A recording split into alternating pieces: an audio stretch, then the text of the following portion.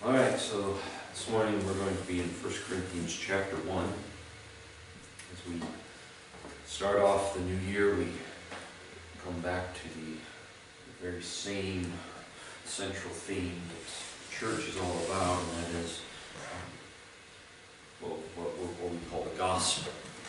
The gospel means good news, and we often think of it as just a message of Jesus, but it's more than the message. It is actually Jesus and what he did. We proclaim the good news, but the proclamation isn't the good news. The good news is Jesus and what he did. And here at the beginning of 1 Corinthians in chapter 1, starting verse 18, Paul's writing, and he's bringing the focus right back and explaining to the Corinthians kind of the reality of why some people get it and some people don't. And this is what he tells them. Starting in verse 18, he says, "For the word of the cross is foolishness to those who are perishing, but it is the power of God to us who are being saved. For it is written, I will destroy the wisdom of the wise, and I will set aside the intelligence of the intelligent. Where's the one who is wise? Where's the teacher of the law? Where's the debater of this age? Hasn't God made the world's wisdom foolish?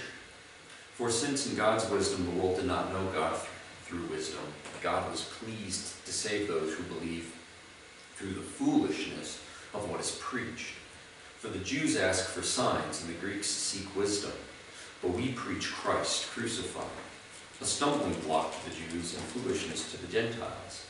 Yet to those who are called, both Jews and Greeks, Christ is the power of God and the wisdom of God. Because God's foolishness is wiser than human wisdom, and God's weakness is stronger than human strength." There's a lot of things in life that can be a little bit confusing, things that you might not understand, things that are hard for me to grasp. For example, I don't understand the warning stickers on vending machines that tell you don't tip the thing over on top of yourself. If you look at all the stickers on a vending machine, one of them tells you, do not tip this over on top of yourself, because it can result in injury or death. And the reason those are there, obviously, is because somebody did that.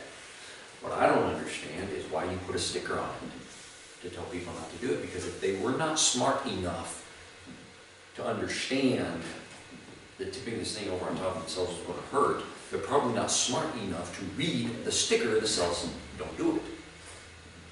So I don't understand our obsession with stickers and labeling everything and putting warnings on everything to the point that if you don't have a sticker for it, you can't make it, you can't sell it, you can't do anything with it. I knew a guy, who was actually one of my professors in college, he was part of a small group that had invented something, I forget what it was that they invented, but they couldn't put it on the market, they couldn't do anything with it until they finished creating all the warning labels, and not only warning labels, but they had to create it in, I forget how many different languages the law required at that time, and it still does, on many things.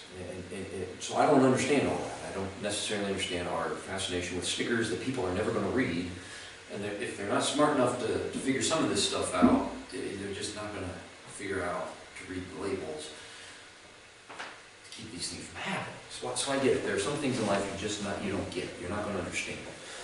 Complicated mathematics is something that a lot of people don't understand. Depends on what the complicated mathematics is. I get some of it. I don't understand others. But there's always something you're not going to understand. What Paul reveals in these verses, though, is that sometimes when people don't get something, it's usually not because they're incapable of understanding, but because there is something that they're not willing to get beyond. They're not willing to see past certain things. And there's actually three classes of people that he talks about in these verses. that essentially they fall into two categories. There's two classes of people that don't get the gospel, and then there's those who do. And as we think about that, we have to think about our mission in life, Jesus told us, and specifically for us here in our community. Our mission is to share the gospel with the people around us. It's to tell them about Jesus. But as you do that, you're going to find these three different types of people. Two types of people that will not get it, they will not understand, they will not accept it, and then one class that will. So, taking that in mind, first of all, as you share the message of Jesus with people, realize that there are those who just are not going to understand it. It's not going to mentally connect somewhere. He says that the word of the cross is foolishness. It's foolishness. Now, throughout these verses, you see a repetition of the word foolish, foolishness, and wisdom. And really particularly, we see this kind of connected with the Greeks. In verse 22, he said the Greeks seek wisdom. Now, if you know anything about Greek history, if you paid any attention in school, the Greeks produced some of the world's leading philosophers. I mean, we still study them today. When I took philosophy class, even in seminary, you read Greek philosophers. They kind of the foundational people of teaching us about philosophy. And they study philosophy. I mean, they have whole schools dedicated to nothing but philosophy in the hopes of seeking wisdom. Now, for the Greek, wisdom wasn't just knowledge. It wasn't just intelligence. And in fact, wisdom even went beyond what we normally define wisdom as the application of knowledge. For the Greeks, wisdom was the ultimate source of everything. That behind everything that happens in life is this mysterious wisdom. And so as you're seeking wisdom, you're really seeking the deep things of the world. You're trying to understand, you're trying to grasp not just what can be seen, but the things that can't be seen. The problem with all of this, and even philosophers wrestle with a lot of this, is there is much that we cannot see, and therefore we cannot describe, and therefore we can't really grasp. We can't wrap our minds around it. And yet, for many of these philosophers, if you can't wrap your mind around it, it's almost not worth pursuing. Now, for many, they still try. But over the years, rising out of these schools of philosophy has come this idea that the only thing you can know for sure is what you can see and what you can touch and what you can reason out with your own mind. Logic, reason, these things. And there are people, even in our day and time, that if you can't reason it out using logic and reason, then they cannot accept it. And a lot of it's the same reason that a lot of the Greeks in the first century that Paul dealt with could not accept it, is because it was ludicrous in their minds to think that anything was higher than reason, wisdom. They prided themselves in wisdom.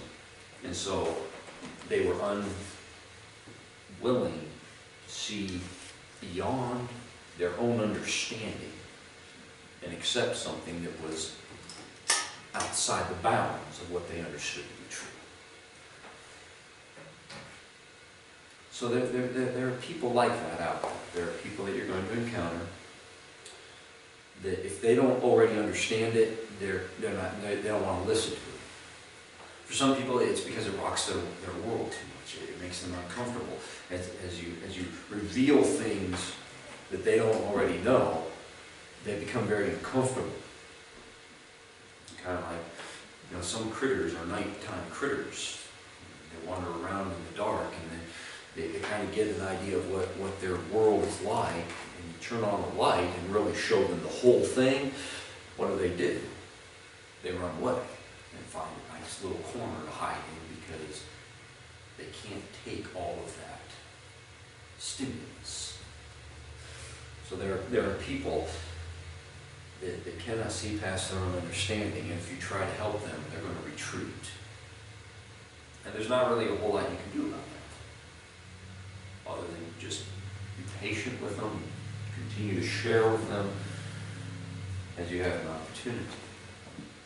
But realize some people are probably going to even try to make you feel bad, make you feel like it's not reasonable to believe in this, that it doesn't make any sense, it's not logical. And I heartily disagree with it, but they're coming at it from their perspective, and if it doesn't already make sense to them, they're going to reject the message. Maybe not forever, but you will find people pushing back and rejecting it. Then there are others that may have an ability to grasp, but they're going to reject it because it doesn't fit with their idea of what should be. That was the problem with the class that Paul writes as the Jews. Now, when he says the Jews, he's not talking about the entire race of Jews, because he himself was a Jew. Most of his companions were Jews. Not all of them. He definitely worked with a lot of Gentiles. But he uses Jews and Greeks as a way to say everyone. There's everyone in the world struggles with these things. Well, for the Jews, for the most part, he says that the gospel is a stumbling block to the Jews, even as he says it's foolishness to the Gentiles. It's a stumbling block. Now, the word there, stumbling block, it means trap or snare. See, for them, this is the Greek word is scandalon. Kind of sounds scandalous. And there's a reason for that. Is really the message of the cross of Jesus is a scandal. Because in the Old Testament law, in the book of Deuteronomy, it says that anyone who dies on a tree is cursed of God. Jesus died on a cross. Now, that's a wooden cross. And for them, this big wooden structure, they considered that a tree. Because essentially, that's what it was. You just cut the tree down, take the branches off, cut down another tree, make a little cross piece, slap it up. There you go. And for them to believe the Messiah that they were waiting for would die on a tree and be cursed of God, they could not accept that. I read a little blurb from an ancient Jewish scholar who lived shortly after the time of this, I believe. And that was the one thing he could not understand.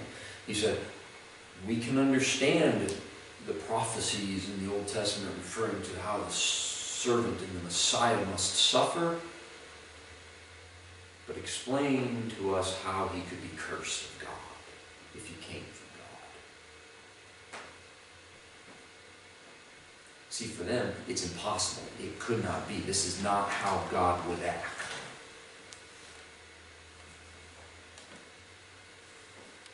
There's a lot of people that you're going to share the gospel with that are not going to accept it because it does not conform to their idea of who God should be or who God in their mind is. They don't understand, why would God do this?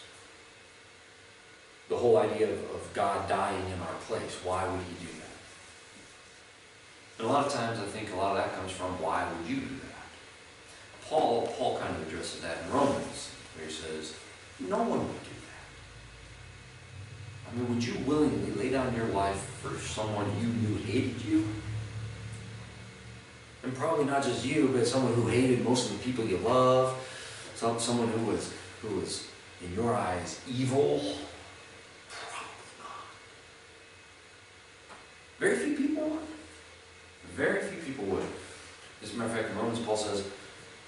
someone may dare to die for someone who's good. May. But evil? Probably not. Doesn't make sense. Why would anybody do that? Now, the one thing that both of these classes of people have in common is the fact they just cannot accept the message. They cannot accept what this is. They cannot accept the cross of Jesus. They can accept a lot about him. They can accept that he was a good teacher. They can accept that he lived well. They can accept that he set a great example for us. But when it comes right down to it, they cannot accept what he did for us. Or they cannot accept that what he did was enough to forgive us for everything we've done. There's a third classification of people that you will find out there, and that is this. Verse 24, yet to those who are called both Jews and Greeks, Christ is the power of God and the wisdom of God, because God's foolishness is wiser than human wisdom, and God's weakness is stronger than human strength. There's a class of people out there, there are people out there that will not only be able to grasp and understand the message, but they'll accept it. There are those out there who will see that Jesus and the message of him and the cross of him is the power and the wisdom of God. There are people out there who are going to understand that human understanding will never be able to grasp what God does. That are going to understand that God's foolishness is wiser than human wisdom. Now, that's not saying that God's foolish in any way, shape, or form. What it's saying is that the wisest person to ever live, the smartest person to ever live, does not measure up to God's wisdom and God's intelligence. We are foolish in comparison. There have been a lot of very smart people that have lived on this earth. Albert Einstein, magnificent, brilliant man. Stephen Hawking, even, considered by many to be the smartest person in our day and time. Many others, far, far smarter than I could ever hope to be, come up with all these wonderful scientific breakthroughs. And some of these people, like Einstein, came up through it just by reasoning it out and doing complicated mathematics. But he came up with complicated mathematical equations. He figured some things out. But you can put all the smartest people on earth together, and they are foolish compared to God.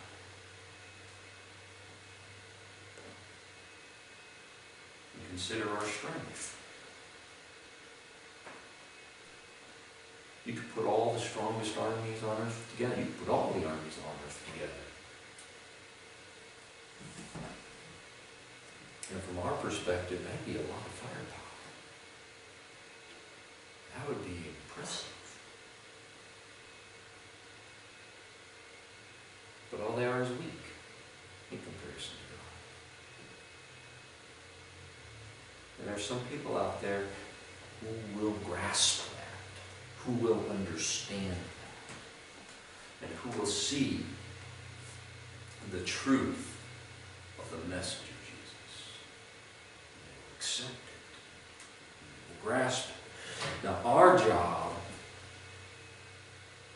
is to proclaim that message. It says in verse 21, it's for since in God's wisdom the world did not know God through wisdom, God was pleased to save those who believe through the foolishness of what is preached. Now, the word preach there isn't preaching in the sense of a sermon like we normally think of it. It is simply a proclamation. And it was a word that was used primarily of a herald carrying a message from somebody else. You see, we carry the message of God as his heralds, which is a fancy word for saying his messengers, to the world. We are messengers of God to the world. And it is through our proclamation, our telling of the message, that people come to faith. Now, the reality is, I believe that God's already at work in their lives when we go out and proclaim the message. And his work, combined with the proclamation, reveals the faith that they have. But that's a theological discussion that sometimes is fun to have with people, but the truth is, what we're given here is the same as what he writes to the Romans, is when he tells them, how can they believe in him whom they have not heard of? And how can they hear unless someone preaches to them or proclaims it to them? How can someone preach unless they are sent? You see, the bottom line is sometimes it gets very discouraging trying to witness to people, trying to tell people about Jesus, because it seems like very few people have any interest in it to begin with, and very few people seem to respond to it. But even Jesus said that the way that leads to destruction is wide, broad, and many are those who find it. The way of righteousness is narrow and straight, and few are those who find it. What I believe both Paul and Jesus were trying to do wasn't to say that it's impossible. It wasn't to discourage us. As a matter of fact, I think it was to encourage us to continue sharing our faith with people, telling people about Jesus, but just warning us that it's going to be a difficult job. It's going to be a difficult task. But don't give up. Because sometimes people may start off thinking they're wise and so reject you as foolish, but over time they begin to understand. Your mind is open the more we talk about it, the more we share. Same with those who just think it's impossible. This isn't the way God would do it. This isn't how I would do it if I was God. Over time they begin to realize, well, that's because you're not God. There's a reason why he does it different than you would. There's a reason you're not God. There's a reason you're not Jesus. Sometimes it just takes time. So at the end of the day, I believe that what Paul would say is, first and foremost, hold on to the faith that you have. Secondly, be faithful in telling others. It's a long, difficult task. But there are those out there waiting to hear, waiting to believe. God has prepared them to hear the message. Someone needs to tell.